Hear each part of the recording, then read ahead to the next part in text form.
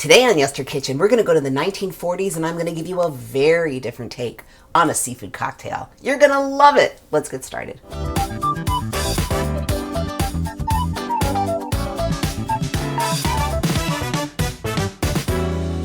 Hey everyone, I'm Jill and this is Yester Kitchen. If you're new here, welcome. It would be an honor to have you join us as we explore retro history through food.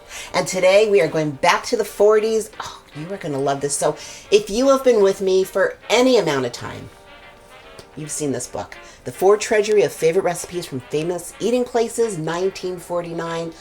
This is my most favorite, most treasured vintage cookbook of hundreds.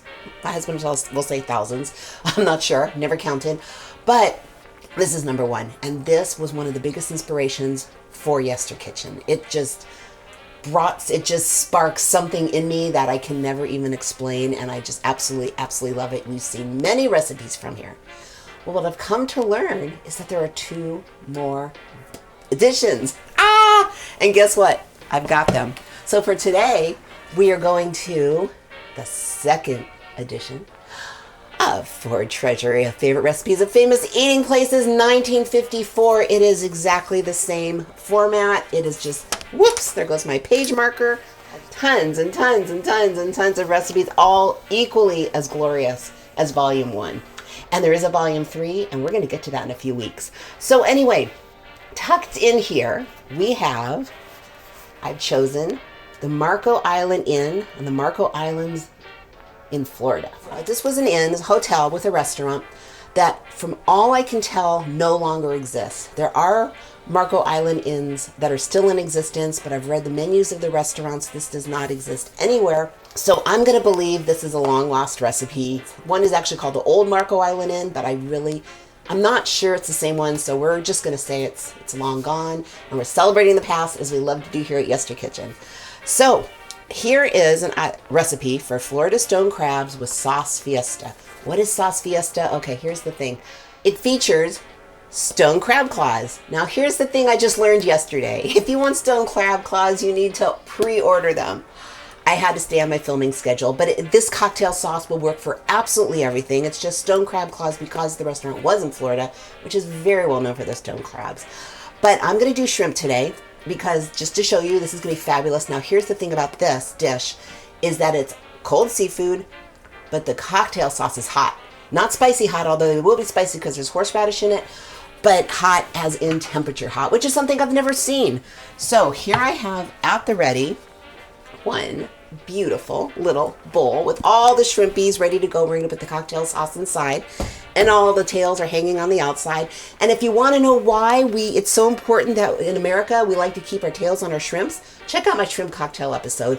So long ago I did this, and I tell you the story, and I make two cocktail sauces, one white, one red. They're both fabulous. So let's get started. I'm going to go ahead and turn on my fire, just pretty darn low.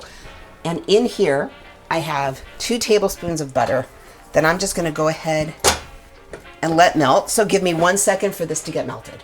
Okay, so our butter is melted. So to this, we're going to add a 1/4 cup of chopped green pepper, a 1/4 cup of chopped onion, and of course you want them chopped pretty fine. All your veggies, including the next one, which would be a 1/4 cup of celery.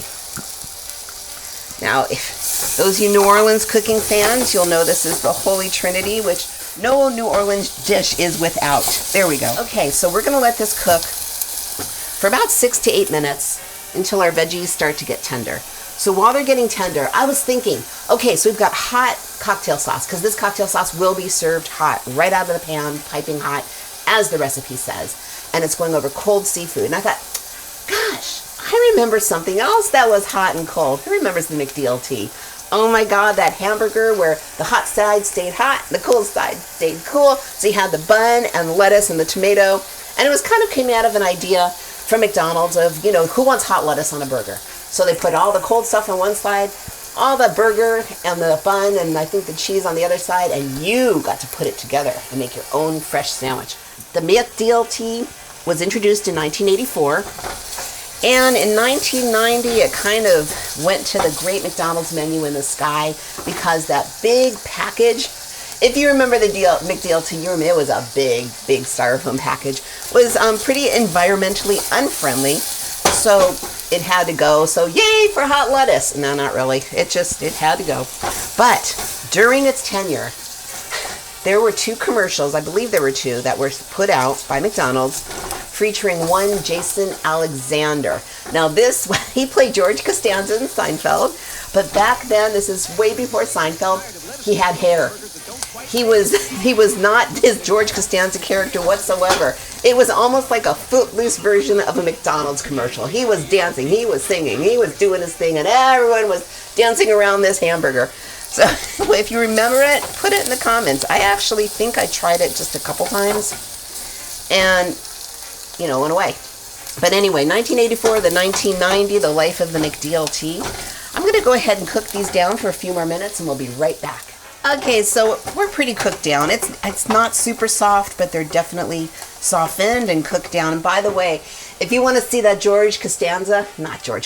Jason Alexander commercial, and that poor guy, I don't think he'll ever get away from that role. It's on YouTube. Go back, get some memories. You're going to absolutely love it. Okay, now to this beautiful, beautiful softened vegetables, we have 1 cup of ketchup. It's going to go really fast. If stone crabs are in season, or you have the foresight to pre-order them from the market, you definitely should. But don't worry, I have in volume 3 of this coming up next week. I've got in a couple weeks. I will have an amazing crab dish for you where I will be using crab. So rest assured. Okay, we've got our ketchup going. Now we want a third cup. This is spicy, of horseradish.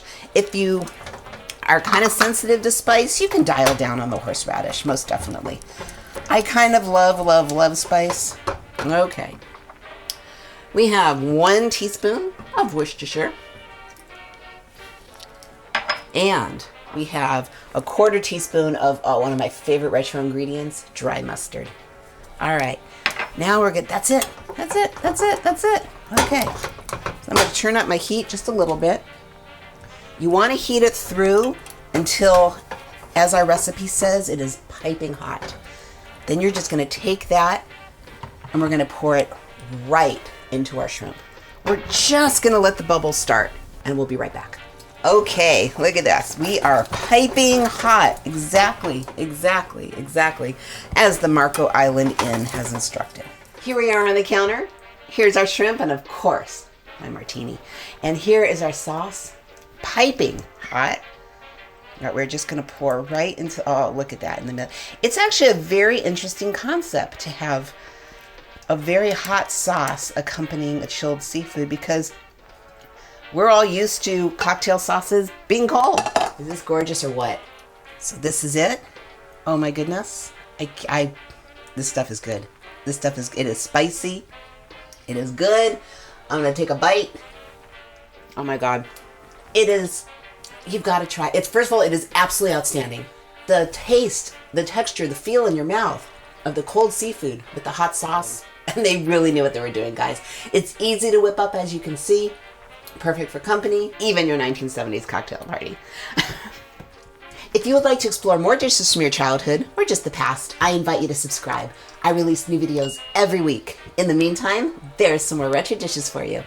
And remember, every dish, even stone crab or shrimp or whatever seafood with sauce Fiesta, has a story. I will see you in the next video.